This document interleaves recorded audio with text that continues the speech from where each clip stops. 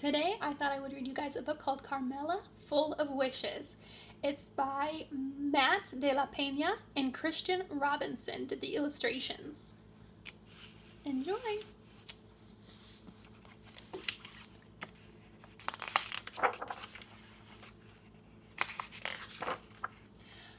Carmela scooted along the uneven dirt path, watching men stoop to work with their hands, her birthday bracelets jingling and jangling. The thick greenhouse air smelled of marigolds and overturned earth and fresh manure. Carmela knew exactly what manure was, but she didn't want to think about that. Not today. Today she awoke to candles in her pancakes, and her mom sang, "Happy birthday to you," and told her, "Go on, mija, make a wish." But Carmela's wish had already come true. She was finally old enough to go with her big brother.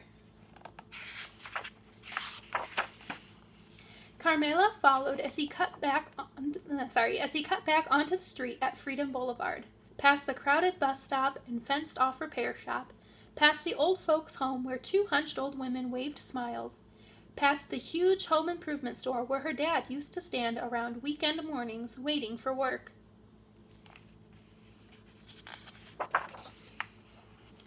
Carmela tried to make small talk with her brother as their metal cart rattled, but her brother didn't make small talk back.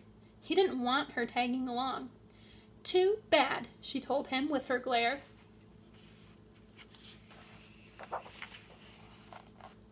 Just outside the laundromat, she picked a lone dandelion growing among the concrete weeds. She pulled a breath and leaned toward the fuzzy white bulb, but just before she could blow, her brother butted in. "Did you even make a wish? You're supposed to make a wish. Everyone knows that." "Of course I made a wish," she told him. But it was a lie. Carmela didn't know. Carmela helped her brother sort colors one-handed, helped him load the washers one at a time. While their clothes spun, her imagination turned, each new thought ushered in by a jingle of bracelets. Her brother found the sound annoying and shot her a dirty look. "Too bad," she told him with her glare. She jingled her bracelets as she rode up to Miss Maria's vegetable stand, imagining a machine built into her bedroom wall, one that would spit out anything she could think of, but mostly candies.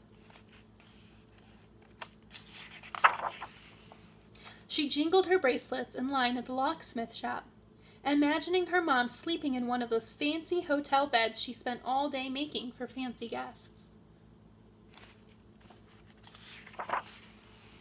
She jingled her bracelets at the bodega down the block from their old apartment building, imagining her dad getting his papers fixed so he could finally be home.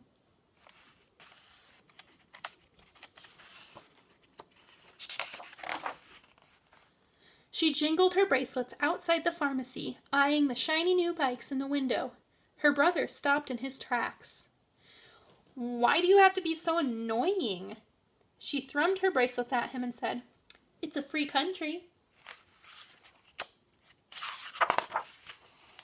The only time she didn't reach for her bracelets was when her brother ducked into his friend's house.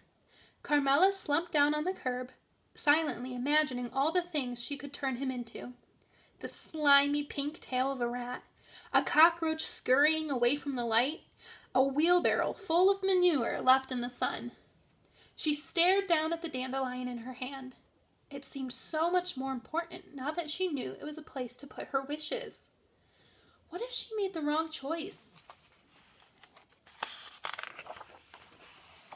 Carmela tried to hop a curb on the long trip home, but her tire caught and her handlebars twisted, and she went crashing to the concrete.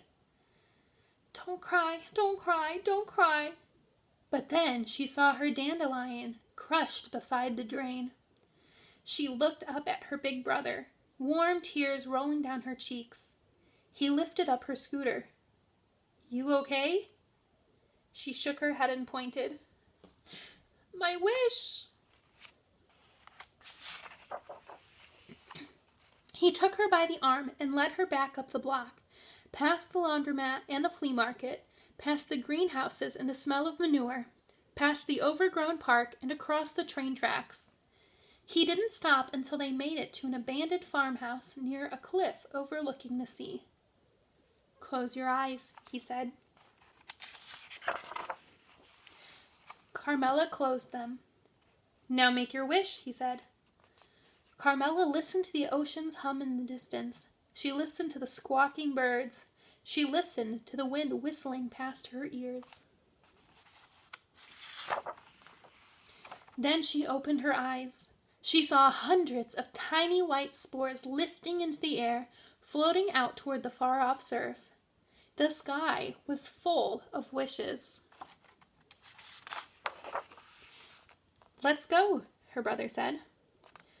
"Don't you want to know my wish?" she asked. He shook his head. "If you tell it, it won't come true." She looked back one last time. Then she took off her bracelets and followed her brother home. The end. This is another book that I got to read this summer to my summer school class, and another book where I absolutely love the illustrations. And it's a great story, too. I hope you guys enjoyed it.